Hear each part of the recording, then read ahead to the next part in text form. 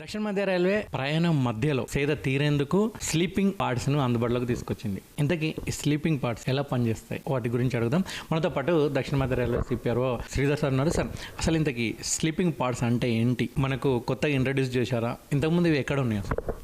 Sleeping parts అనేటివి ఏంటంటే తక్కువ స్పేస్లో ఒక రెస్ట్ తీసుకోవడానికి కావాల్సిన మినిమం ఫెసిలిటీస్ని ప్రొవైడ్ చేస్తుంటుంది. సో కంప్లీట్ ఒక బిగ్ రూమ్లో ఆ ఫెసిలిటీ ఉంటే ఇద్దరు లేదా ముగ్గురు అలా రెస్ట్ తీసుకోవడానికి ఈ ఎయిర్పోర్ట్స్లో స్లీపింగ్ పార్ట్స్ అనే కాన్సెప్ట్ తీసుకొచ్చారు. అంటే మనకున్న అవైలబుల్ స్పేస్లోనే ఓన్లీ ఆ బెడ్ ఏ స్పేస్ ఉంటుందో ఆ బెడ్ స్పేస్నే ఒక రూమ్ లాగా మలిచి తీర్చిదిద్దడం జరుగుతుంది. ఇలా ఎయిర్పోర్ట్స్లో అంటే వచ్చిన ఈ కాన్సెప్ట్ని తర్వాత రైల్వేస్లో కూడా తీసుకురావడం జరిగింది. మొట్టమొదటిసారి స్లీపింగ్ పాడ్ అనేది వెస్ట్రన్ రైల్వేలో బాంబేలో అక్కడ తీసుకొచ్చారు. తర్వాత మన సౌత్ సెంట్రల్ రైల్వేలో కూడా లాస్ట్ ఇయర్ కాచిగూడలో దీన్ని ఇంట్రొడ్యూస్ చేశాము.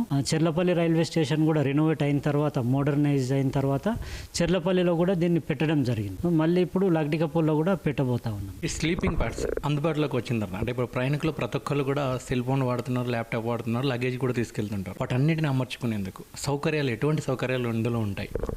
స్లీపింగ్ పాడ్ అనేది ఏంటంటే మనకు ఫస్ట్ అంటే వాళ్ళు రెస్ట్ తీసుకోవడానికి ఒక బెడ్, దానికి ఇండివిజువల్గా అంటే ప్రైవసీ ఉండే విధంగా ఉంటుంది. దానికి తోడు వాళ్ళ లగేజ్ సామాన్ ఏదైనా ఉన్నా కూడా పెట్టుకోవడానికి లాకర్ ఫెసిలిటీ ఉంటుంది.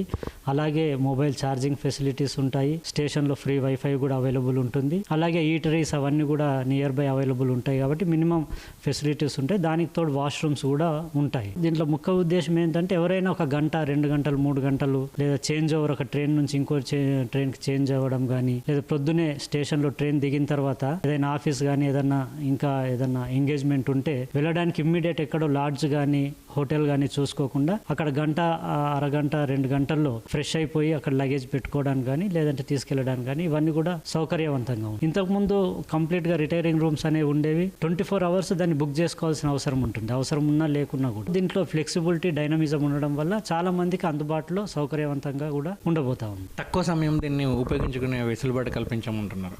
తక్కువ సమయం అంటే ఎంత సమయానికి ఎంత ఛార్జ్ వసూలు చేస్తుంటారు? అదే చెర్లపల్లిలో ఇప్పుడు చూస్తే అంటే మినిమం 2 అవర్స్కి ఛార్జ్ చేస్తారు. ఫస్ట్ 2 అవర్స్కి వచ్చేసి 200 రూపీస్.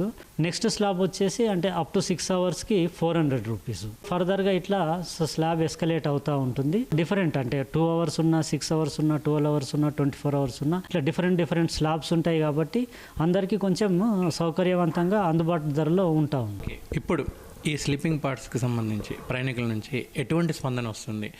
వాళ్ళ నుంచి ఎటువంటి ఫీడ్బ్యాక్ వస్తుంది? అంటే ఇంకా ఇది అంటే చాలామంది ఇప్పుడు యూజ్ చేస్తూ ఉన్నారు. చాలామందికి కూడా తెలిసి వచ్చింది. యూజ్ చేస్తున్న వాళ్ళు మాత్రం దే ఆర్ వెరీ హ్యాపీ. ఎందుకంటే అంటే తక్కువ డబ్బులోనే ఒక 200 చెల్లించి అక్కడ ఫ్రెష్ అయిపోయి తర్వాత లగేజ్ పెట్టుకోవడం కానీ లేదంటే ఏదైనా పనికి కూడా వెళ్ళి రావడం సౌకర్యవంతంగా ఉంటుంది. అదే ఇంతకుముందు అయితే కంప్లీట్గా ఒక 24 అవర్స్ అంటే గంట ఉన్నా కూడా 24 అవర్స్ ఛార్జెస్ పే చేయాల్సిన అవసరం ఉండేది. ఇదే కాకుండా వాళ్ళకి అంటే ప్రైవసీని ఎన్షూర్ చేస్తుంది. ఒక నీట్ క్లీన్ ఎన్విరాన్మెంట్ ఉంటుంది. వాష్రూమ్స్ కూడా హైజీనిక్గా ఉంటాయి. అన్ని విధాలుగా కూడా చాలా ఉపయోగకరంగా ఉంటుంది. ముఖ్యంగా ఈ స్లీపింగ్ పార్ట్స్ దగ్గర ప్రయాణికులు వస్తువులు ఉంటాయి, లేదంటే సెల్ ఫోన్లు ఉంటాయి, ల్యాప్టాప్లు ఉంటాయి, లగేజ్ ఉంటుంది. దానికి ఎటువంటి భద్రత ఉంటుంది? దానికి మీరు ఎటువంటి హామీ ఇస్తారు? దీనికి సంబంధించి అంటే పర్సనల్ లాకర్స్ ఉంటాయి. సో లాకర్స్లో ఎవరు వాళ్ళు లాక్ చేసుకొని కీ వాళ్ళ దగ్గర పెట్టుకుంటారు. అక్కడ ఇన్ఛార్జెస్ కూడా ఉంటారు కాబట్టి ఆ రెస్పాన్సిబిలిటీ కూడా ఉంటుంది. దాంట్లో అయితే ఏమాత్రం ఇబ్బంది లేదు ఎవరికి. Thank you.